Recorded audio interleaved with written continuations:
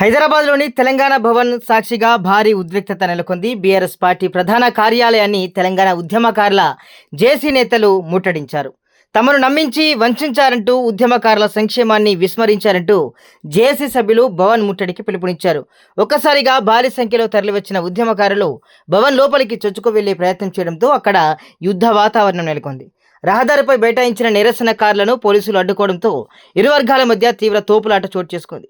పోలీసుల కళ్ళు గప్పి గేట్లు దాటుకొని లోపలికి వెళ్లిన 10 మందికి పైగా ఉద్యమకారులను పోలీసులు బలవంతంగా అదుపులోకి తీసుకున్నారు.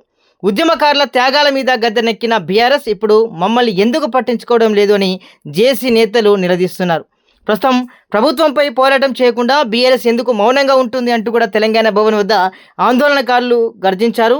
ఇక ప్రస్తుతం అక్కడ అదనపు పోలీసు బలగాలను కూడా మోహరించిన పరిస్థితి కనబడతా ఉంది. అరెస్టు చేసిన వారిని సమీప పోలీస్ స్టేషన్లకు తరలించారు. తెలంగాణ భవన్ పరిసరాల్లో అయితే ఇంకా టెన్షన్ వాతావరణం ఇంకా కొనసాగుతూనే ఉంది.